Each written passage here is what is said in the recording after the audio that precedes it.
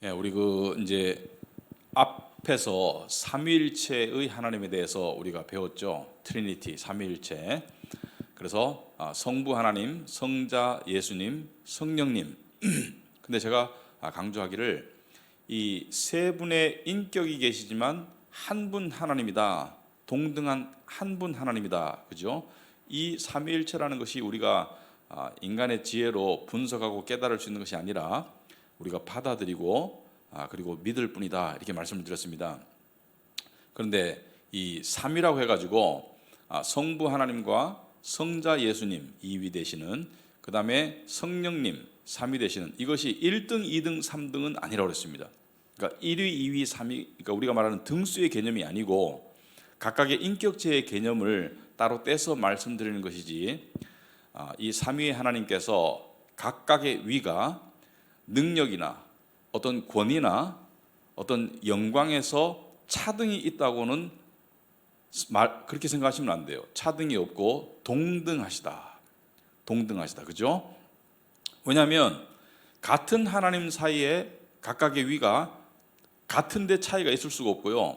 그리고 각각의 위께서 차이가 있다는 것은, 어느 한 위가 열등하다는 것은, 예를 들어서 이단 중에 하나가 성자 종속론이죠. 이 성자 예수님이 하나님에 비해서 영광과 권위와 능력이 떨어진다, 이렇게 말하는 순간 그 성자 하나님은 하나님이 될 수가 없죠. 왜냐하면 하나님은 무제한의 하나님이기 때문에 제한이 될 수가 없죠. 능력과 영광과 권위가 무한하신 분이기 때문에 제한이 될 수가 없어요. 그래서 무한과 무한은 서로 비교가 될 수가 없는 것이고, 무한 속에 동일함이 존재할 뿐이다, 이렇게 이해를 하시면 되겠습니다. 근데 우리가 성령님을 다루기 전에 다시 한번 말씀드리지만, 이 구원에 관해서 우리가 각각의 위께서 하신 역할을 우리가 다시 한번 생각해 볼 필요가 있겠죠. 구원을 계획하신 분은 누구시죠? 성부 하나님이시죠. 그죠? 하나님께서 인간의 죄와 타락을 미리 아시고 창세 전에 택했다고 그랬죠. 그죠? 창세 전에 구원받을 자들을 택하시고 그 죄 가운데, 사망 가운데 빠진 당신의 택한 백성들을 구원하시기 위한 구원의 계획을 아버지 하나님께서 세우시고, 그 계획에 따라서 이 땅에 오셔서 아버지의 뜻에 따라서 철저히 순종하시고 죽기까지 하신 분이 성자 예수님이죠. 그래서 예수님께서 오셔서 뭐라고 말했습니까? 내가 온 것은 아버지의 뜻을 이루기 위함이다. 그리고 또 나는 죽으러 오셨다, 이렇게 주님께서 말씀하셨어요. 그래서 아버지의 계획을 성자 예수님께서 실행하셨어요. 그리고 성령님은 그것을 우리에게 깨닫게 하시고 적용시키신다. 이렇게 삼위의 각각의 역할이 다릅니다. 아시겠습니까? 아버지 하나님께서 계획하시고, 아들 예수님 하나님께서 실행하시고, 그 다음에 성령님께서 우리에게 적용하신다. 그래서 성령님께서 우리에게 말씀의 진리를 통해서 깨닫게 하셔야지 우리가 하나님을 믿을 수가 있어요. 그래서 성령님의 역할이 상당히 중요하고요. 이따가 살펴보겠지만 우리의 신앙생활에도 굉장히 중요합니다. 그래서 성령님에 대해서 우리가 알고 신앙생활을 해야 되겠다. 자, 먼저 성령님께서 어떤 일을 하시나? 성령님께서 하시는 일은, 첫째는 창조의 역할을 다른 하나님, 1위 하나님 성부 하나님과 2위에 해당하시는 성자 예수님과 함께 하셨어요. 여러분이 창세기에 보시면은 태초에 하나님께서 천지를 창조하시니라, 이렇게 되어 있죠. 하나님이 천지를 창조하시고, 2절에 보시면은 땅이 혼돈하고 공허하며 어둠이 깊음 위에 있고 하나님의 영은 물 위에 움직이고 계셨다. 하나님의 영이 물 위에서 운행하셨다. 무슨 말입니까? 성령님도 창조에 동참을 하셨고요. 그 다음에 예수님은 말씀으로 함께 하셨죠. 그죠? 태초에 말씀이 계시니라, 이 말씀이 하나님과 함께 계셨으니 이 말씀은 곧 하나님이다. 태초에 하나님이 계시니라고 요한복음 1장 1절에 말씀하시는 것은 창세기 1장을 말씀하시는 거예요. 태초에 말씀이 계시니라, 이 말씀이 하나님과 함께 계셨으니 창조 가운데 이 말씀이 곧 하나님이다.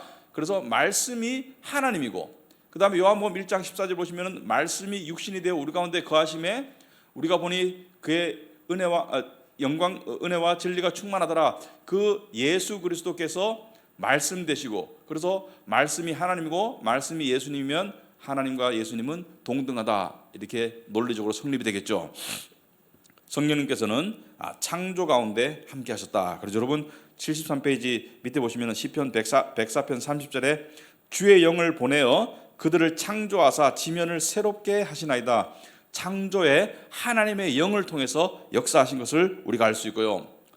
또 우리가 창조라고 말하면서 또 우리 이 성경에서는 재창조라는 개념이 있죠. 재창조, 모든 것을 다시 만드신다. 그래서 재창조의 시작은 구원으로부터 시작되었습니다. 그래서 우리가 그 인간이, 여러분이 예수님을 믿고 성령님의 역사로 예수님을 믿고 말씀을 깨닫고 거듭나는 것을 뭐라 그래요? 재창조라고 합니다. 우리가 인간이 거듭나서 재창조되고요. 재창조된 구원받은 성도들이 거하는 곳이 바로 새하늘과 새 땅, 천국이죠. 그래서 예수님께서 재림하셔서 이 세상을 다 불사르시고 다시 재창조하실 날이 다가오고 있다. 그 시간이 다가오고 있어요. 얼마 전에 뉴스에 보니까 무슨 지구과학자들인가 그분들이 이 지구 운명의 시간을 이렇게 2분 전, 그죠? 12시 2분 전, 그러니까 지구가 멸망할 날이 가까이 왔다. 근데 지금 이제 90초 전으로 당겼어요. 물론 이것이 절대적인 것은 아니지만 그만큼 지구의 임박함이 가까이 왔다라고 지구 과학자들이 또는 다른 과학자들이 생각하는 것이죠. 그 이유는 생태계 파괴, 여러 가지 자연 환경의 파괴도 있지만 이 전쟁의 위협 등을 통해서 이 운명의 날이 시시각각 다가오고 있다. 그런데 그것과 관계없이 성경의 예언에 의하면 운명의 날은 지금 다가오고 있고요.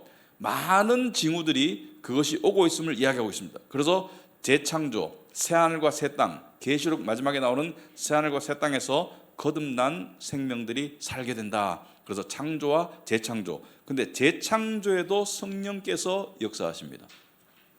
그래서 여러분이 74페이지 오시면은 이 니고데모라는 이 바리새인 중에 좀 높은 사람이 예수님을 찾아왔죠, 그죠? 요한복음 3장에 보면 니고데모 이야기가 나오죠. 니고데모가 나와가지고 예수님을 보고 선생님이시여 이렇게 존중하면서 부르면서 이 예수님을 찾아왔어요. 그런데 예수께서 니고데모에게 뭐라고 말씀하셨냐면 요한복음 3장 5절에 보시면은 예수께서 답하시되 진실로 진실로 내게 이르노니, 그러니까 니고데모가 찾아온 의도를 아시는 것이죠. 왜냐하면 니고데모는 율법을 철저히 지키던 바리새인이었는데 아무리 지켜도 천국 간다는 느낌이 안 들었을 거예요. 아무리 자기가 노력해도 천국에 가까이 간다는 느낌이 안 들었는데 혹시 이분은 아실까? 혹시 아직까지 메시아라는 것은 모르는 상태에서 혹시 이 예수님은 그 길을 아실까? 그 마음을 간파하신 예수님께서 니고데모에게 뭐라고 말씀하십니까? 진실로 진실로 내게 이르노니 사람이 물과 성령으로 나지 아니하면 하나님 나라에 들어갈 수 없느니라. 너 천국 가고 싶지? 천국 가려고 그렇게 열심히 노력해서 점수 따고 있는데 안 되지. 율법을 지켜보니까 안 되지. 정말로 네가 천국 가고 싶으면, 하나님 나라에 가고 싶으면 물과 성령으로 거듭나야 돼. 니고데모 뭐라 그래요? 엄마 뱃속에 다시 들어갔다 다시 태어나야 됩니까? 이렇게 좀 논리적으로 물었죠. 예수님께서 뭐라 말씀하셨습니까? 육으로 난 것은 육이요 영으로 난 것은 영이니 내가 내게 거듭나야 하겠다는 말을 놀랍게 여기지 말라. 네가 육으로 태어났듯이 영으로도 거듭나야 돼. 거듭나야지 하나님 나라에 들어갈 수가 있어. 그래서 재창조에 뭐가 들어갑니까? 물과 성령으로, 영으로 거듭나야 돼. 성령께서 거듭나게 해주셔야 돼. 이따가 성령께서 거듭나게 해주신 증거들을 살펴볼 텐데, 일단 성령으로 거듭나야 되는데 여기서 사람이 물과 성령으로 나지 아니하면, 이렇게 말했을 때 성령으로 거듭난다는 것은 성령의 역사를 통해서 말씀을 깨닫고 예수님이 메시아라는 것을, 예수님이 십자가에서 내 죄를 대신해서 죽으신 구주라는 것을 깨닫는 것인데, 물로 거듭난다는 것은 무슨 뜻인가? 물과 성령으로 거듭나라는데 물로 거듭난다는 것은 무슨 뜻인가? 무슨 뜻인 것 같습니까? 어떤 분들은 세례를 말한다. 세례 받고 성령 세례 받고 거듭나는 것이다. 그런데 이론적으로 어떤 사람이 예수님을 믿게 되었어요. 성령과 말씀의 역사로 예수님을 믿었는데 공교롭게도 세례를 안 받았어요. 그러면 천국 못 가나? 천국 갑니다. 그러니까 결혼식을 안 했다고 동거 상태에 있으면 결혼한 거죠, 하나님 보시기에. 근데 결혼식은 중요하죠. 많은 증인들 앞에서 우리가 부부가 된다는 것을 선언하는 아주 중요한 의식이지만 결혼식을 안 하더라도 혼인신고하면 결혼한 거예요. 그럼 여기서 물로 거듭난다는 게 뭐냐? 또 어떤 분들은 우리가 육신으로 태어날 때 이 아기 낳아 보신 분들은 아시겠지만 또 아버지들도 알 수 있겠지만 양수가 터지죠, 그죠? 양수가 터지면서 태어나기 때문에 이것은 육신의 태어남을 말한다. 근데 여기 보면 문맥상으로 봤을 때 물과 성령으로 거듭나라 그랬지, 물로 태어난 뒤에 성령으로 다시 태어난다 이렇게 말하지 않고 물과 성령으로 거듭난다, 동시에 일어나는 일을 이야기하고 있어요. 그래서 물로 거듭난다는 건 뭘 말하느냐? 여기에 관한 해답은 에스겔서를 보면 알 수가 있습니다. 여러분 성경 한번 펴보실까요? 에스겔서 36장. 저는 새 번역으로 읽을 텐데 여러분이 뭐 새 번역, 개역 개정 다 좋습니다. 에스겔서 36장을 한번 펴보시기 바랍니다. 이 내용과 흡사한 내용이 나와 있어요. 성령의 이야기도 나와 있고 그 다음에 거듭나는 이야기도 나와 있고 거듭나면 마음이 부드러워진다 뭐 그런 이야기가 나와 있어요. 자, 에스겔서 36장 25절부터 27절을 보도록 하겠습니다. 그러면 물이 무슨 뜻인지 알 수가 있어요. 에스겔서 36장 25절에 제가 읽겠습니다. 그리고 내가 너희에게 맑은 물을 뿌려서 너희를 정결하게 하며 너희의 온갖 더러움과 너희가 우상들을 섬긴 모든 더러움을 깨끗하게 씻어주며 26절에 너희에게 새로운 마음을 주고 너희 속에 새로운 영을 넣어주며 너희 몸에서 돌같이 굳은 마음을 없애고 살갗같이 부드러운 마음을 주며 너희 속에 내 영을 두어, 뭐죠? 성령을 두어, 하나님의 영은 성령이죠. 너희가 나의 모든 율례대로 행동하게 하겠다. 자, 여기서 성령의 이야기가 나오죠. 그리고 새로운 마음이라는 것은 거듭남을 말합니다. 그렇다면 여기서 물은 뭐예요? 맑은 물을 뿌려서 정결하게 하며 너희의 온갖 더러움과 너희가 우상들을 섬긴 모든 더러움을 깨끗하게 씻어주며 무엇을 상징합니까? 죄 씻음을 상징한다. 물로 거듭난다는 것은 예수 그리스도의 십자가의 공로를 믿고 그분의 피로써 죄 씻음을 얻는 것을 상징한다. 이것을 의식으로 보여주는 게 세례입니다. 하지만 세례는 의식이고 본질은 뭐예요? 죄 씻음을 말합니다. 그래서 물과 성령으로 거듭난다는 것은 죄사함 받고 성령을 받는 것을 의미한다고 볼 수가 있겠습니다. 자, 그래서 성령을 통해서 거듭나는 것이죠. 그 다음에 성령님이 하시는 세 번째 역할은 구원의 확신을 주십니다. 구원의 확신. 성령님께서는 복음의 진리를 통해서 거듭난 사람들에게 74페이지 읽고 있습니다. 자신이 하나님의 자녀임을 깨닫도록 만드신다. 여러분, 거듭난 사람은 내가 하나님의 자녀라는 것을 마음으로 깨닫게 되어 있습니다. 그래서 기도 가운데 뭐가 나와요? 아버지 하나님, 아버지요. 이 고백이 나오는 것은 성령께서 우리 안에서 우리가 하나님의 자녀로 거듭났음을 알려주시기 때문에 나올 수 있는 고백의 반응이지 우리 스스로 만들어낼 수 있는 게 아니에요. 로마서 8장 14절에 보시면은 무릇 하나님의 영으로 인도함을 받는 사람은 곧 하나님의 아들이라. 하나님의 영은 뭐예요? 성령을 말하죠. 너희는 다시 무서워하는 종의 영을 받지 아니하고 양자의 영을 받았으므로 우리가 아빠 아버지라고 부르짖느니라. 아빠는 하나님에 대한 애칭입니다. 우리가 하나님을 아빠라고 불러도 되느냐? 네. 하나님께 어류강 불러도 되느냐? 네. 하나님께 무례하지 않으면 얼마든지 친밀하게 다가갈 수 있어요. 거룩하신 하나님께, 높으신 하나님께 다가갈 수 있어요. 왜? 우리가 자녀이기 때문에. 그래서 성령이 로마서 8장 16절에 친히 우리의 영과 더불어 우리가 하나님의 자녀인 것을 증언하신다. 성령이 우리의 영과 더불어 우리가 친히 하나님의 자녀인 것을 증언하신다. 성령께서 우리에게 구원의 확신을 주시는 거예요. 그 다음에 성령께서는 하나님을 믿을 수 있는 믿음과 섬길 수 있는 능력과 마음을 주시죠. 성령을 통해서 섬기는 거예요. 여러분, 종교단체에 가면 섬기시는 분들이 많습니다. 겉으로 봐서는 몰라요. 겉으로 봐서는 예배나 미사나 어떤 불법의 이 불교 행사에 적극적으로 참여하고 또 헌금도 드리고 또 봉사도 하고 겉으로 봐서는 비슷해요. 근데 성령에 의해서 섬기는 것과 종교적인 율법적인 입장에 섬기는 것은 겉모습은 비슷해요. 근데 동기가 완전히 달라요. 종교적이고 율법적인 섬김의 동기는 뭐예요? 이렇게 섬김으로 신에게, 하나님께, 부처님에게 인정받아야 되겠다. 근데 성령에 의한 섬김은 뭐예요? 하나님께서 나를 자녀 삼아주시고 죄 용서하시고 거듭나게 하셨기 때문에 내가 섬겨야 되겠다. 이게 달라요.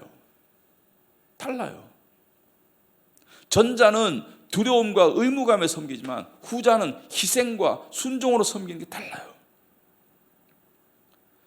그 다음에 또 성령께서 하시는 일이 뭐예요?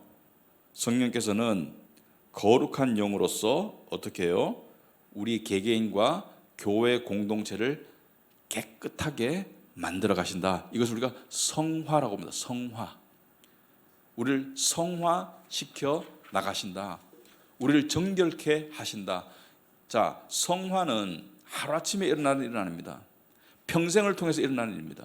어느 누구도 이 세상에서 성화가 완성되는 사람은 없어요. 하지만 또 하루에 이만큼 성화했어, 그건 잘 안 돼요. 우리가 키가 자라지만 애들이 매일매일 키 잰다고 확확 달라지나요? 그렇지 않죠. 1년, 2년, 3년 지나면서 사람이 성화가 되는데 그 일을 누가 하는 거예요? 성령께서 하신다는 거예요. 근데 성화는 본질적으로 살아나는 거거든요. 하나님의 백성으로 살아나는 건데 본질적으로 살기 위해서는 무언가를 죽여야 돼요. 그 무언가가 육신입니다. 육체를 죽이고 성화하는 거예요.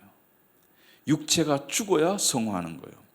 그래서 로마서 8장 11절 보시면은 예수를 죽은 자 가운데서 살리신 이의 영이, 성령을 말하죠, 너희 안에 거하시면 그리스도 예수를 죽은 자 가운데서 살리신 이가 너희 안에 거하시는 그의 영으로 말미암아 너희 죽을 몸도 살리시리라. 그러므로 형제들아, 우리가 빚진 자로 돼 육신에게 져서 육신대로 살 것이 아니니라. 너희가 육신대로 살면 반드시 죽을 것이로되 영으로서 몸의 행실을 죽이면 살리니. 영으로서 몸의 행실을 죽이는 것이 성령님의 역할입니다. 자, 어떤 몸의 행실? 내가 화를 잘 낸다, 내가 탐심에 사로잡혀 있다, 내가 어떤 정욕에 사로잡혀 있다, 내가 세상의 자랑에 사로잡혀 있다, 그런 육신을 죽이는 일을 성령께서 하시는 거예요. 그래서 우리는 기도할 때 이렇게 해야 됩니다. 하나님, 제가 육신을, 이 부분을 이길 수 있도록 도와주세요. 이 기도가 아니에요. 도와주세요라는 것은 여전히 누가 주체가 돼서 하는 거예요? 내가 노력한다는 거예요. 그냥 도와달라는 거예요. 그게 아니고요. 어떻게 기도해요? 저는 할 수 없습니다. 제 안에 오셔서 주님께서 해 주시옵소서.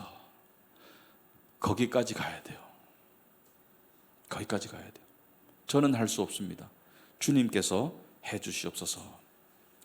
자, 또한 성령은 계시하신다. 계시하신다는 것은 두 가지 의미입니다. 첫째는 계시의 말씀을 주신 분이 성령님이고 그 말씀은 끝났어요. 성경이 완성되었기 때문에 더 이상 계시의 말씀은 없습니다. 그 계시의 말씀을 깨닫도록 하시는 것도 성령님이에요. 그러니까 우리가 성경 볼 때 성령님, 이 말씀을 깨닫도록 해 주시옵소서라고 기도하고 보는 게 상당히 중요하죠. 왜냐하면 성령께서 깨닫게 하시기 때문에. 그래서 베드로후서 1장 21절 보시면은 먼저 알 것은 성경의 모든 예언은 사사로이 풀 것이 아니니, 사사로이 푼다는 것은 뭐예요? 자기 생각대로 풀면 안 된다. 성경의 모든 예언은, 성경이 왜 예언의 말씀이라고 그럴까? 성경의 많은 부분, 구약은 오실 메시아에 관한 예언의 말씀이 중심 내용이고요, 신약은 오신 메시아를 증거하며 동시에 다시 오실 메시아를 예언한 것이 신약입니다. 그 성경은 예언의 말씀이 주축으로 되어 있어요. 창세기 3장 15절 보시면은 내가 여인의 후손을 통해서 너희들을 구원할 것이라는 원시 복음의 예언이 나와 있고요. 성경은 예언인 거예요. 신약은 구약의 예언의 완성인 동시에 다시 오실 예수님에 관한 또 다른 예언인 거예요. 그래서 오직 성령의 감동하심을 받은 사람들이 하나님께 받아 말한 것입니다. 성령의 감동으로 하나님께 받은 말씀이 예언의 말씀인데, 그래서 우리가 혼돈하지 말아야 될 것은 이 기독교 무당들을 우리가 조심해야 된다. 내가 너에 대한 환상을 보았어, 너에 대한 꿈을 꾸었는데 네가 몇 년 뒤에 이렇게 된단다. 이런 거는 다 헛소리다, 헛소리. 내일 일을 알지 못하는데 우리가 아는 것들이 있습니다. 그리스도의 재림은 확실해요. 이 땅이 멸망할 것은 확실해요. 새하늘과 새 땅이 주어지는 건 확실해요. 죽은 영혼이 갈 곳이 두 군데밖에 없다는 것은 확실해요. 그렇지만 개인적으로 사사로이 네가 몇 년 뒤에 뭐가 될 것이다, 그런 예언은 그냥 이 타로 점 보는 거 비슷한 거예요. 자, 그래서 말씀을 여러분들이 들었을 때 가만 생각해 보시면 누가 설교를 하고 가르치든 간에 여러분에게 깨달음을 주시는 분은 궁극적으로 성령님입니다. 저는 수단일 뿐이에요. 여러분들이 어떤 설교 말씀이나 가르침을 들었는데 잘 안 받아들여지고 마음이 뭔가 모르게 불편해. 그럴 때 성령님께서 신호를 주시는 거예요. 이 말씀 가운데 오염된 내용이 들어있을 수 있어요. 근데 어떤 말씀을 들었는데 마음이 불편할 수도 있고 마음이 기쁠 수도 있는데 깨달아지고 수긍이 되고 동의가 돼. 성령님의 역사입니다. 궁극적으로 그래요. 내 머리로 깨닫는 게 아니고 성령님께서 내 마음을 통해서 깨닫게 하시는 거예요. 그래서 요한복음 16장 13절에 보시면은, 그러나 예수님께서 이제 십자가에 죽으시기 전에 말씀하셨죠. 진리의 성령이 오시면 그가 너희를 모든 진리 가운데로 인도하시리니, 진리의 성령이 오시면 그가 너희를 모든 진리 가운데로 인도하실 것이다. 여러분, 성령님께서 깨닫게 하시는 것입니다. 궁극적으로. 그래서 설교자는 성령님께서 사용하시는 수단에 불과하고, 또 설교자는 오류를 말할 때도 있어요. 간혹 가다가. 근데 그것을 성령님께서 바로잡아 주십니다. 자, 또한 성령님께서는 믿는 자들의 삶을 인도하시죠. 근데 인도하는 가장 핵심적인 수단이 말씀과 기도입니다. 그리고 덧붙여서 상황. 말씀과 기도와 상황. 근데 상황만을 가지고 인도하진 않으세요. 말씀과 기도가 있는 상태에서 상황을 보여주시지, 말씀과 기도가 결여된 상태에서 상황만을 통해서 깨달을 수는 없어요. 그래서 말씀과 기도가 생활이 되고 있으면 상황을 통해서 인도됨이 느껴집니다. 최근에 제가 이제 우리 성도님들과 상담을 하는 가운데 어떤 성도님이 이렇게 이야기를 하시더라고요. 저한테 굉장히 힘든 상황이 발생했습니다. 근데 그 힘든 상황 속에서 말씀과 기도로 하나님께 더욱더 나아가다 보니까 이 상황을 통해서 주어지는 하나님의 뜻이 저에게 깨달아졌습니다. 그것은 뭐냐면은 그 상황을 통해서 하나님을 믿는 믿음으로 더욱더 나아오라는 하나님의 뜻이 깨달아졌습니다. 정말 아름다운 깨달음이죠. 어려운 상황을 통해서 말씀과 기도를 해보니까 그 말씀과 기도 속에서 하나님께서 뭐예요? 나를 더 의지하거라. 세상을 의지하지 말고 나를 더 의지하거라. 자, 성령님께서는 또 화평과 화합을 이루게 하십니다. 화평과 화합. 근데 조심해야 될 것은 진리 가운데. 여러분, 북한은 얼마나 화합하고 있는 것 같아요? 겉으로 보기에 엄청나게 화합하고 있잖아요. 그런데 진리 가운데 화합을 말하는 거예요. 그래서 성령님께서는 교회 안에서 화평과 화합을 이루도록 하시는데, 이 화평과 화합을 해치는 가장 대표적인 것이 두 가지가 있습니다. 첫째는 거짓 가르침. 거짓 가르침은 화평과 화합을 해치죠. 두 번째는 뭐예요? 험담, 비난. 우리 교회가 험담과 비난을 상당히 조심해야 돼요. 흠이 없는 사람이 어디 있습니까? 흠 잡으려고 들면 얼마든지요.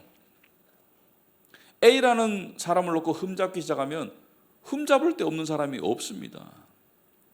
근데 뭐요? 사랑은 모든 것을 참으며 모든 것을 믿으며 모든 것을 바라며 모든 것을 견디느니라.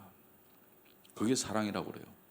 그래서 성령님께서는 에베소서 4장 2절 3절 보시면은 모든 겸손과 온유로 하고 오래 참음으로 사랑 가운데서 서로 용납하고 평안에 매는 줄로 성령이 하나 되게 하신 것을 힘써 지켜라. 성령이 하나 되게 하시는 것을 힘써 지키라는 거예요. 뭐요? 첫째는 모든 겸손과 온유와 오래 참음과 사랑으로 이렇게 하라는 거예요. 용납하라는 거예요. 자, 용납이 안 되는 게 있습니다. 거짓 가르치면 용납이 안 돼요. 그렇지만 저 사람 성격이 이상해, 저 사람 이런 부분이 이상해, 참아주고 사랑 가운데서 용납하고 평안에 매는 줄로 하나가 되는 것이 교회가 나아갈 길이다. 그래서 하나님은 하나됨을 기뻐하시지 분열을 기뻐하지 않습니다. 뒤에서 이렇게 험담하고 가십하고 이거 성령님이 기뻐하시는 게 아니에요. 그 다음에 큰 주제를 하나 우리가 다뤄야 되는데 이 재미있을 수 있어요.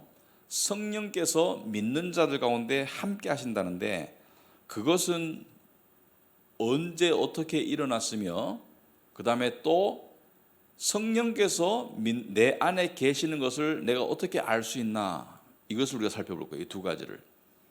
여러분, 그 구약에도 성령님께서 역사하셨습니다. 분명히, 그죠? 구약에도 성령님께서 역사하셨어요.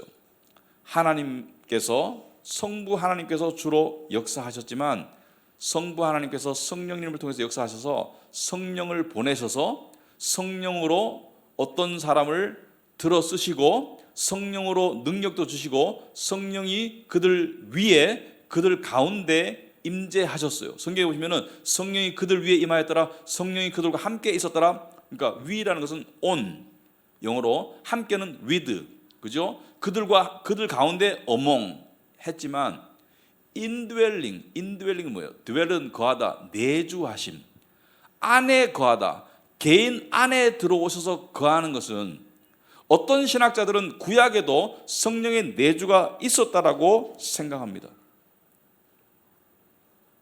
저는 생각이 좀 달라요. 저는 성령의 내주하심은 신약에 와서 시작되었다고 생각합니다. 왜 그런지 이유를 설명을 드릴게요. 예수님께서 십자가에 죽으시고 그 다음에 부활하시고 승천하셔서 성령을 보내시기 전에 제자들에게 요한복음에 보시면은 이 14장부터 쭉 17장 이렇게 쭉 넘어가면서 기도도 하시고 또 말씀도 전하시고 이렇게 하셨는데 요한복음 14장 16절에 보시면 이런 말씀이 있습니다. 여러분 76페이지 밑에 보시면은 우리 같이 한번 읽어볼까요? 내가 아버지께 구하겠으니 그가 또 다른 보혜사를 너희에게 주사 영원토록 너희와 함께 있게 하리니 그는 진리의 영이라. 세상은 능히 그를 받지 못하나니 이는 그를 보지도 못하고 알지도 못함이라. 그러나 너희는 그를 아나니 그는 너희와 함께 거하심이요 또 너희 속에 계시겠음이라. 여기 보시면은 이 보혜사, 그러니까 우리를 도와주는 성령, 진리의 영이라고 그랬죠. 진리의 영이 너희와 함께 하실 텐데 세상은 성령을 알지 못해요. 당연히 알지 못하죠. 근데 이 요한복음 이 17절에 보시면은 그러나 너희는 그를 아나니라고 말했어요. 자, 안다는 것은 지금 제자들을 향해서, 당시에 제자들을 향해서 말씀하시는 거예요. 너희는 그를 안다. 여기서 말할 때 그를 안다는 것은 현재 알고 있음을 말해요. 현재 알고 있음을 말해요. 왜냐하면 그는 너희와 함께 거하시며, 여기서 함께 거한다는 것은 성령님과 동등하신 예수님을 말하는 거예요. 그러니까 제자들의 입장에서는 내가 너희와 함께 있다는 거예요. 내가 너희와 함께 있다. 성령님이나 성부 하나님이나 예수님이나 똑같죠. 내가 너희와 함께 있고 또 너희 속에 계시겠습니다. 과거의 현재의 미래예요. 이거는 계시겠습니다. 이거 과거의 현재의 미래예요.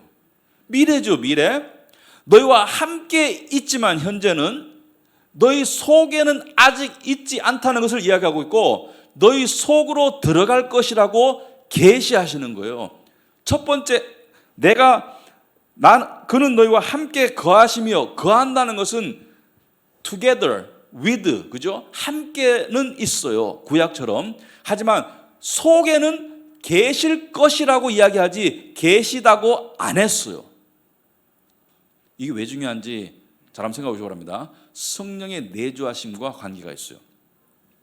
자, 구약에도 아까 말씀드렸듯이 성령께서 하나님의 백성과 함께 하시고 그들 위에 계시고 그들에게 임하시고 그들 가운데 계셨지만 내주하심은 있지 않았어요.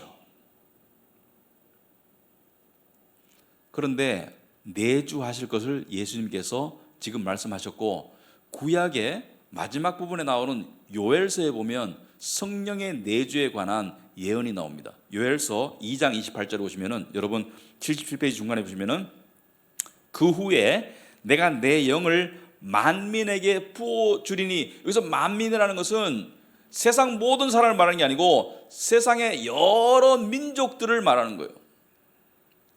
만민에게 부어 주리니 너희 자녀들이 장래를 말할 것이며 너희 늙은이는 꿈을 꾸며 너희 젊은이는 이상을 볼 것이며 내가 내 영을 만민에게 부어 준다는 것이 저는 오순절 성령 강림에 관한 예언이라고 봅니다.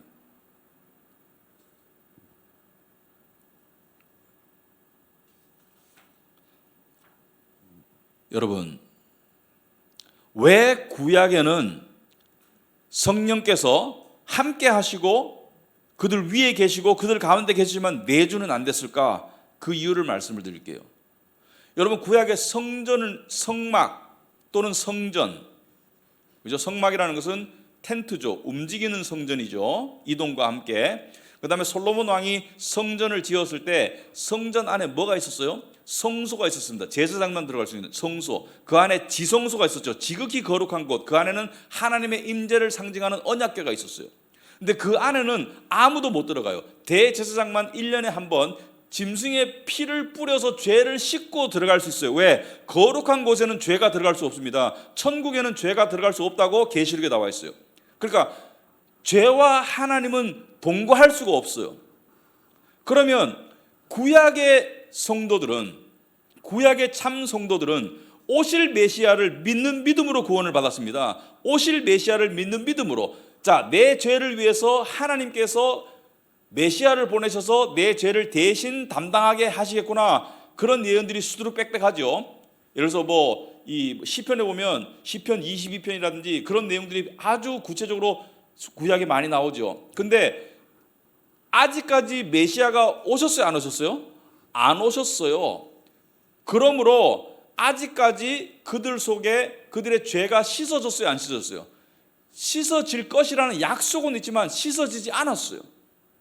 근데 예수님께서 십자가에 죽으시고 부활하시고 난 다음에 어떤 일이 발생했습니까? 이제 그분을 믿는 자들의 죄가 씻어지고, 그리고 죄가 씻어졌기 때문에, 그러니까 경험상이 아니고 신분상 죄가 씻어졌기 때문에 우리가 어떻게 돼요? 거룩해진 거예요. 의로워진 거예요. 신분상. 그래서 고린도서에 보면은 사도 바울이 너희 몸은 하나님의 영이 거하시는 거룩한 전이라고 말하고 있죠. 왜? 예수의 십자가 보혈로 씻어졌기 때문에. 그러니까 이루어진 십자가의 공로를 통해서 죄가 씻어졌기 때문에 이제 거룩해진 성도들 안에 성령께서 비로소 들어오실 수 있게 된 겁니다. 구약에는 오실 메시아를 믿고 구원을 받았지만 그 죄 씻음의 거룩해짐은 아직까지 이루어지지 않았고 약속으로 남아있는데, 신약에 와서 예수님의 십자가의 죽으심과 부활을 통해서 그것이 실행되었기 때문에 이제 깨끗해진 거예요. 자, 여기 더러운 방이 있는데 약속을 절대로 어기지 않는 분이 이 방을 깨끗하게 치울 거야. 내가 소독할 거야. 그러므로 이 방이 깨끗하게 소독될 것은 분명히 믿어 의심치 않는데 아직까지 깨끗하게 소독이 안 되었기 때문에 그 안에 공주가 들어갈 수 없어요. 왜? 더러워서. 근데 예수님의 십자가 부활을 통해서 깨끗하게 씻어지고 난 다음에 예수님께서 부활하시고 승천하시고 난 다음에 오순절 성령 강림이 뭐예요? 수많은 사람들이 모였을 때 성령이 와가지고 그들 속으로 들어가가지고 그들이 뭐예요? 방언을 말하고 예언을 말하고 하나님의 비밀을 말하는 그런 놀라운 요엘서의 예언이 성취되는 것입니다. 이해가 되십니까? 그래서 저는 성령의 내주하심이 구약부터 있었다면 예수께서 그가 너희 안에 계실 것이라는 예언을 굳이 할 이유가 없죠. 이미 있었는데 뭐하러 예언해요? 이미 발생된 사건을 뭐 새롭게 예언을 할 이유가 없죠. 그리고 또 하나, 오순절 전에 여러분들이 성경을 잘 읽어보시면 어떤 특이한 어떤 사건이 하나 발생합니다. 특이한 일이. 그러니까 하나님께서 어떤 큰 일을 이루시기 전에 미리 맛보기를 보여줄 때가 있어요. 맛보기. 여러분 이 결혼을 하게 되면 예식장을 잡잖아요. 그럼 예식장 잡으면 뷔페를 잡죠. 근데 그 음식에 대해서 이 결혼 당사자들과 이 부모들이 가가지고 미리 시식을 해볼 수 있어요. 맛보기. 왜냐하면 결혼의 가장 중요한 이 스페셜한 그 주인공이 바로 당사자들이잖아요. 당사자들이 미리 가가지고 미리 맛보기를 할 때가 있어요. 그렇듯이 예수님께서 십자가에 죽으시고 부활하시고 난 다음에 40일 동안 이 땅에 계시다가 승천하셨죠. 근데 부활하시고 난 다음에 제자들에게 나타났죠. 그죠? 여러 번 그 나타난 가운데 이런 일이 한 번 있었습니다. 요한복음 20장 한번 보시겠습니다. 여러분 책이 안 나오고 요한복음 20장 성경책이나 폰으로 20장에 보시면은 예수님께서 이제 부활하시고 난 다음에 이를 기록한 내용이에요. 20장 19절에 보시면은 19절부터 23절까지 제가 읽어보겠습니다. 요한복음 20장 19절. 이날 곧 안식 후 첫날 저녁 때에, 자, 안식 후 첫날 저녁이라는 것은 예수님이 부활하신 그날 저녁을 말해요. 제자들이 유대인들을 두려워하여 모인 곳에 문들을 닫았더니, 왜 유대인들을 두려워해요? 예수의 빈 무덤 때문이죠. 빈 무덤을 보고 유대인들은 제자들이 예수님의 시신을 도둑질해 갔다 이렇게 생각하고 달려들까봐 문들을 닫았더니 예수께서 오사 가운데 서서 이르시되, 자, 문을 통과해서 들어오셨어요. 문을 안 열고 들어오셨어요. 왜? 부활의 몸이기 때문에. 너에게 평강이 있을지어다. 이 말씀을 하시고 손과 옆구리를 보이시니 제자들이 주를 보고 기뻐하더라. 예수님께서 손과 옆구리를 왜 보여줬어요? 제자들이 의심하는 제자도 있었고, 또 하나는 내가 십자가에 죽었던 너희들의 선생님, 메시아, 예수 그리스도라는 것을 보여주기 위해서 그렇게 하셨죠. 그 다음에 21절에 예수께서 또 이르시되 너에게 평강이 있을지어다. 여러분 앞에도 평강, 처음에 오셔가지고 바로 뭐라 했어요? 평강이 있을지어다. 두 번째도 뭐라 그래요? 너에게 평강이 있을지어다. 여러분 평강이 그만큼 하나님께서 우리에게 주시고자 한다는 것을 알아야 돼요. 하나님께서 우리에게 정말로 주시고자 하는 것이 평강이라는 것을 알아야 됩니다. 평강을 받아 누릴 수 있기 바랍니다. 평강 없는 세상에서 평강을 받아 누릴 수 있기 바랍니다. 주님을 통해서. 그리고 아버지께서 나를 보내신 것 같이 나도 너희를 보내노라. 제자들을 뭐예요? 대사명, 가서 모든 민족과 나라로 내 제자를 삼아라. 그리고 이 말씀을 하시고 그들을 향하사 숨을 내쉬며 이르시되 뭐라래요? 성령을 받으라. 무슨 말인지 알겠습니까? 오순절 성령 강림과 내주 이전에, 대대적인 공식적인 성령 강림과 내주 이전에 각별히 제자들에게 성령을 미리 주셨어요. 성령을 받으라. 뭐요? 내주가 이때 시작되었습니다.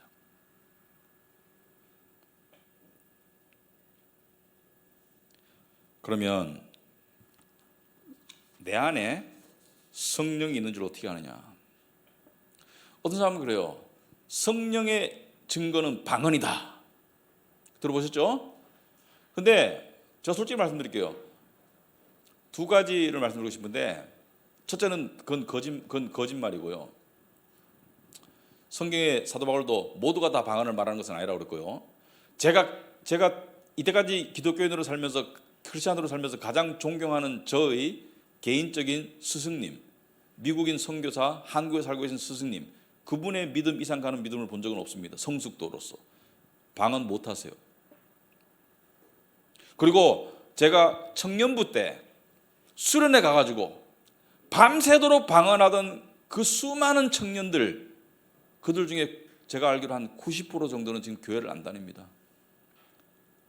뭐 그때 우리가 그런 말을 써요. 깨구리 방언, 막 깨굴 하는 깨구리 방언 같다 이런 소리가 안 다녀요, 교회를. 하나님이 지금도 방언을 주시느냐? 저는 방언을 주신다고 믿습니다. 그렇지만은 모든 방언이 구원의 증거냐? 아니라고 생각합니다. 그거는 구원과 관계가 없어요. 그러면 내가 구원받았는지 어떻게 아느냐? 눈에 보이지도 않고 느껴지지도 않는데, 어떤 사람은 그걸 느끼고 싶어서 맨날 수련회 가면 맨날 울어. 그 울고 나면 구원받았대. 근데 또 눈물이 안 나고 감정이 안 되면 구원받았는지를 의심해요.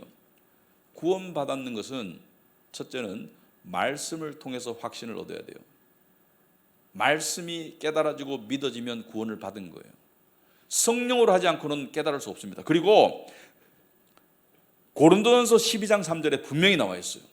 성령으로 아니하고는 누구든지 예수를 주시라 할 수 없느니라. 내가 예수를 주님으로 믿는 것은, 그 믿음이 있는 것은 성령님 때문에 가능한 거예요. 어떤 사람은 믿다가 안 믿던데, 히브리서 6장처럼 입으로만 믿는 신용을 했겠지. 마음으로 믿어지는 것은 성령님이 하지 않고는 믿을 수 없어요. 예수가 나의 구주라는 고백이 있는 것은 성령님께서 있기 때문이에요.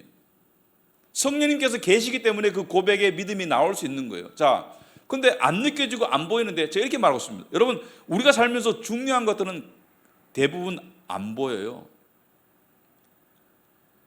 지금 이 예배당 안에 산소, 옥시전 있습니까 없습니까? O2가 있습니까 없습니까? 있어요. 여러분 보여요? 여러분 의식하고 살아요? 여러분 산소가 있는지 여러분 만져져요?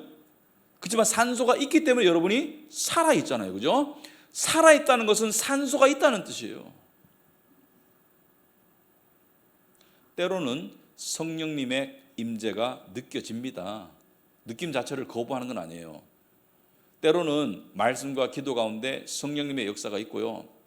이번 주 성경 공부하다가, 매일 성경 공부하다가 어떤 성도 한 분이 하나님께 예배드리다가 하나님께서 그 성도님을 사랑한다는 강한 확신과 임재를 주셔서 정말 눈물 가운데 기쁨을 느꼈다. 성령님의 역사가 그렇게 있을 수 있어요. 하지만 우리가 성령님이 내 안에 계시다는 것을 확신할 수 있는 것은, 우리의 믿음이 살아있다는 것은 성령님이 계시기 때문에 가능한 거예요. 우리가 지금 살아있는 것은 산소가 있다는 증거예요. 산소가 있다는 증거를 여기 지금 이거 공기를 모아가지고 실험 안 해봐도 알아요. 왜? 내가 살아있다는 것은, 내가 지금 숨쉬고 있다는 것은 산소가 있다는 증거입니다. 하나님이 눈에 보여요 안 보여요? 안 보여요. 하지만 이 우주 만물을 보면 하나님이 계시다는 증거가 차고 넘치는데, 신이 없다는 무신론에 빠질 수 있다는 것은 그 우매함에 불과한 것이죠. 보이는 것을 통해서 보이지 않는 것을 알 수 있는 거예요. 그죠? 우리가 이렇게 살면서 이 중력에 의해서 우리가 살아가잖아요. 만유인력의 법칙, 뭐 중력의 법칙, 여러 가지 법칙이 있잖아요. 기본적인 법칙이. 그게 왜 있어요? 눈에 보입니까 그게? 그렇지만 그 벌어지는 상황 속에서 사과가 위에서 떨어지는 것을 통해서 우리가 알 수 있잖아요. 그렇듯이 성령으로 아니하고는 누구든지 예수를 주시라 할 수 없습니다. 자, 성령님의 강한 임재와 희미한 임재. 그렇다면 성령 충만에 대해서 이야기해 봅시다. 성령 충만은 뭐냐? 또는 성령을 근심케 한다는 건 뭐냐? 성령을 소멸하지 말라는 것은 무슨 뜻이냐? 성령님이 그렇게 우리에 의해서 좌지우지되는 나약한 분이냐? 자, 성령의 충만은 성령의 열매로 나타납니다. 갈라디아서 5장에 나와 있듯이 사랑, 희락, 화평, 오래 참음, 자비, 양선, 충성, 온유, 절제. 여기에 어디에도 환상이라는 말이 없어요. 여기에 어디에도 막 믿음 성령 충만해 가지고 남한테 막 이렇게 막 지적질하고 판단하고 비판하고 막 그런 거 없어요. 사랑, 희락, 화평, 오래 참음. 자비, 양선, 충성, 온유, 절제. 어떤 사람은 성령 충만하다 하면서 되게 교만해. 어떤 사람은 성령 충만하다 하면서 우월감을 가지고 있어. 어떤 사람은 성령 충만하다 하면서 남을 비방하고 그리고 화평을 해쳐. 성령 충만이 아니에요. 어떤 경우는 악령 충만이에요. 분별력을 가져야 됩니다. 그죠? 사도행전 13장 51절에 제자들은 기쁨과 성령이 충만하더라. 성령 충만하면 기쁨과 화평이 있어요. 화가 나는데 성령 충만이 있어요? 없죠.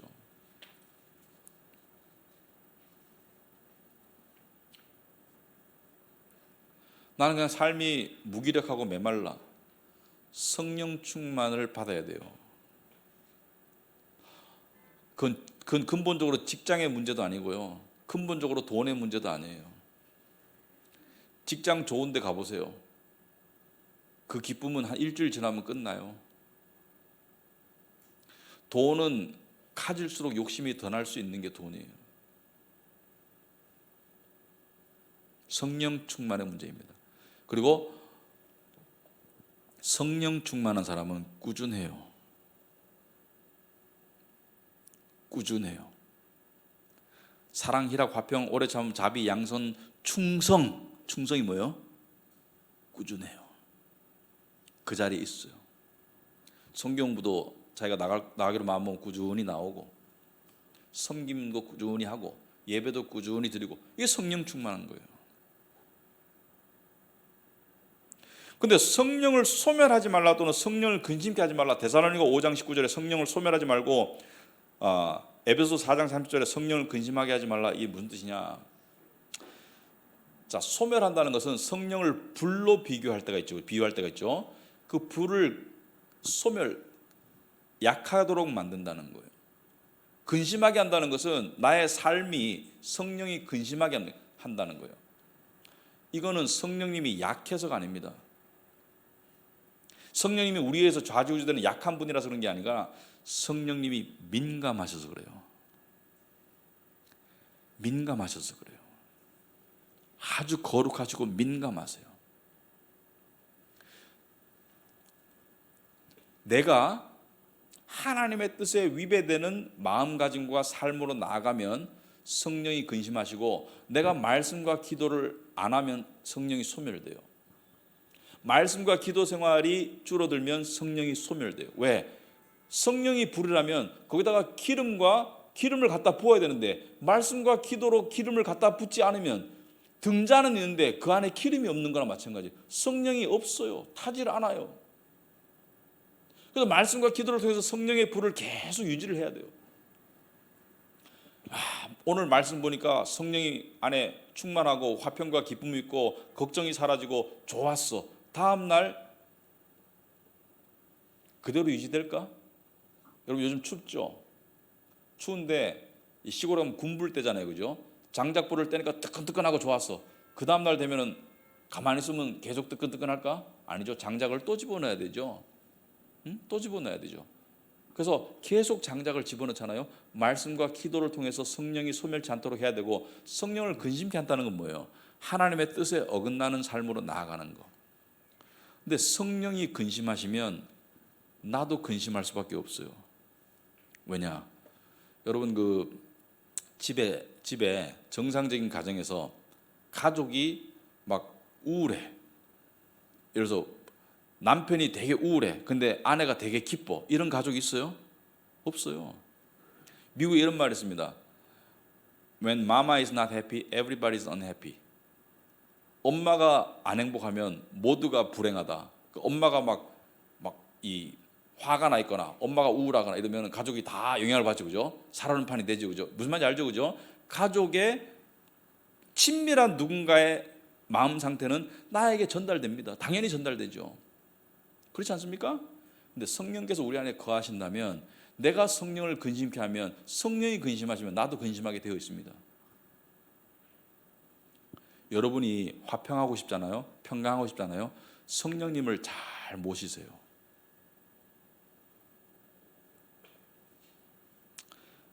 성령님을 잘 모신다는 건 무슨 뜻인가?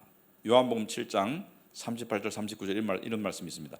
나를 믿는 자는 성경의 이름과 같이 그 배에서 생수의 강이 흘러나오리라 하시니 이는 그를 믿는 자들이 받을 성령을 가리켜 말씀하신 것이라. 성령은 생수의 강처럼 흘러요. 이것은 무엇을 말하느냐? 우리가 억지로 평강하려고 노력할 필요 없습니다. 여러분 잘 들어보세요. 크리스찬은 빼기를 잘해야 돼요. 더하기를 할 필요가 없어요. 크리스찬은 빼기를 잘해야 돼요. 빼기라는 것은 뭐예요? 내한테서 세상의 정욕, 세상의 근심, 세상의 탐심을 빼면 생수의 강은 그냥 흘러요. 마치 흐르는 생수의 강에다가 돌멩이 갖다 놓거나 이 관에다가 뭘 막아 놓으면 못 흐르잖아요. 마찬가지예요. 우리가 세상의 욕심과 세상의 어떤 정욕이나 세상의 근심으로 생수의 강을 막으면 생수의 강이 잘 안 흘러요. 근데 그것을 없애면, 육신을 죽이면 평강은 원래 흐르는 원래 기저 상태예요. 우리는 평강을 만들어낼 수 없고 만들어내려고 노력할 필요 없어요. 그냥 평강을 해치는 요인들을 제거하면 돼. 이게 굉장히 중요합니다. 뭔가 신나는 일 없어? 우리 이렇게 말하죠. 신나는 일 있으면 좋죠. 그런데 근본적으로 평강은요, 빼기를 하면 돼요. 신나는 일을 만들어낼 필요 없어요. 평강을 만들어낼 필요가 없어요. 빼기를 하면 돼. 빼기. 더하기를 하지 말고 빼기를 하는 지혜를 가져야 돼요. 빼기. 지금 예를 들어 보세요. 뭐 세상 사람들이 가장 우상시하는 것이 뭐 명예, 성공, 뭐 재물 이런 것들이잖아요. 근데 예를 들어서 나는 재물이 부족해서 불행해. 근데 하나님 뭐라는지 아세요? 그런 마음속에 재물을 대어봤자 욕심이 끝이 없다고 그러죠, 그죠? 근데 재물을 더하는 것은 내가 할 수 있어요, 없어요? 못해요. 할 수 있을 수도 있고 없을 수도 있고 이건 불확실해요. 근데 뭘 뺄 수 있어요? 탐심을 빼면 돼. 탐심을 빼면, 욕심을 빼면 그러면 만족이 흐르게 되어 있어요. 빼기를 잘해야 돼요. 그래서 이렇게 하려면 어떻게 돼요? 말씀과 기도밖에 없다. 말씀과 기도밖에 없다.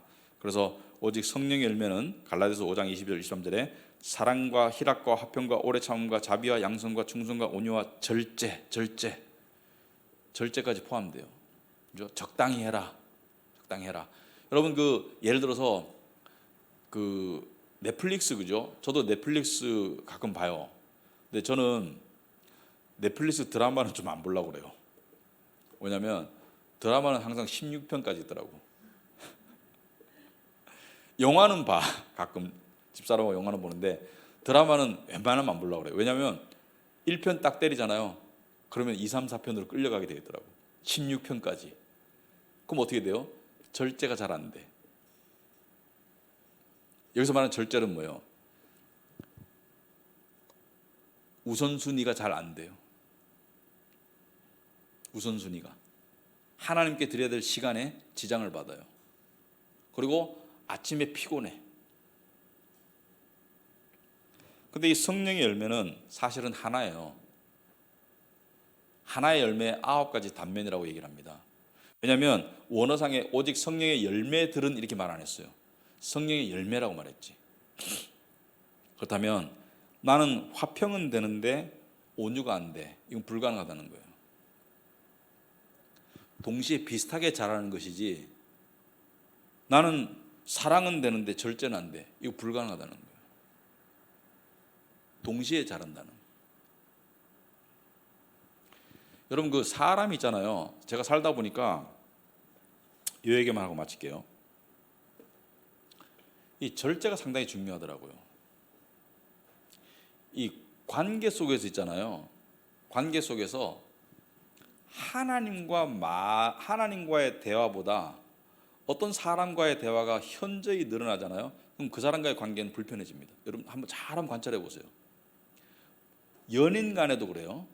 연인 간에도 막 그냥 수시간, 3시간, 4시간, 5시간 막 대화하고 싶죠. 근데 그렇게 한번 해보세요. 그리고 하나님과의 대화를 좀 줄여보세요. 그러면 그 관계는 불안정해지고요. 그 관계는 이상해져요. 사람과의 이 대화보다 하나님과의 대화가 현저히 줄어들면 인간관계는 이상해집니다. 믿는 자들에게. 그래서 연애하는 사람들이 하나님과의 대화를 많이 하고 성령님과 대화를 많이 하고 또는 친한 사람과 대화를 하면 그게 아름다운데, 믿는 자들끼리 하나님과 대화가 없이 둘이 계속 얘기해 보세요. 그러면 재밌다가 나중에 뭐예요? 파괴적으로 돼요. 절제가 필요합니다. 미디어 절제가 필요하고요.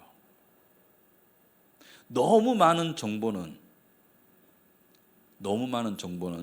평강에 해가 됩니다.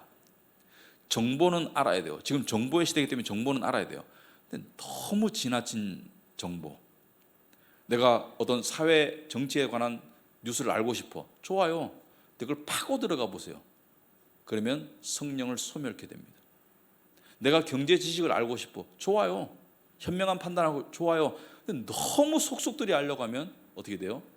평강을 해치게 되어 있습니다. 그래서 성령의 열매 중에 오늘날 현대인들에게 가장 절실한 노력해야 될 부분이 뭐냐? 저는 절제 부분이 아니냐라고 생각합니다. 절제. 적당히, 적당한 선에서. 그래서 절제해야 된다. 그런 말씀을 드리고요. 성령 충만한 삶으로 나아가시면 이 열매들은 우리에게 다 좋은 거예요. 사랑을 느끼고 싶고 희락. 하나님 우리가 슬프고 우울하기를 원하시는 분이 아닙니다. 하나님 우리가 기뻐하기를 원하세요. 그래서 빌립보서에 기뻐하라. 항상 기뻐하라. 하나님 기뻐하기를 원하세요. 기쁨이 없는 세상 속에서 좀 더 기뻐하기를 원하세요. 근데 그 원천이 뭐예요? 원천이 나의 성공, 나의 현재 상황이라고만 생각하면 곤란해요. 뭐예요? 근본적으로 성령님께 달려있다는 것을 우리가 이해하고 성령님을 더욱더 가까이 하고 붙잡아 나가시는 저와 여러분이 되기를 진심으로 축원합니다. 기도하겠습니다. 하나님 아버지, 오늘 공부를 통해서 다시 한번 저희들이 겸손케 됩니다. 많은 부분들이 부족함을 느낍니다. 이토록 참 사랑이시고 우리를 너무나 사랑하셔서 당신의 아들을 십자가에 내어주시고 더 나아가서 당신의 거룩한 영을 우리 안에 주셨는데 우리가 이스라엘 백성들처럼 함께 하시는 하나님 외에 다른 우상들을 바라봄으로 스스로를 파괴시키는 자멸의 길로 갈 때가 많음을 고백합니다. 아버지 하나님, 저희들이 정신 차리고 절제하여서 정말 성령님을 통해서 생명의 길로 나아갈 수 있도록 주님 도와주시옵소서. 우리 성도님들 하나님께서 사랑하시고 또 평강 주시기를 원하시고 또 좋은 것으로 주시기를 원하시는데 저희들이 말씀과 기도에 더욱더 힘을 쏟아서 성령님을 통해서 주님 주신 복을 누리며 하나님께 영광 돌릴 수 있도록 하옵소서. 우리가 하나님의 복으로 만족하지 못하면 하나님께 영광을 돌릴 수 없습니다. 반대로 우리가 하나님의 은혜로 만족할 때 하나님께 영광 돌릴 수 있습니다.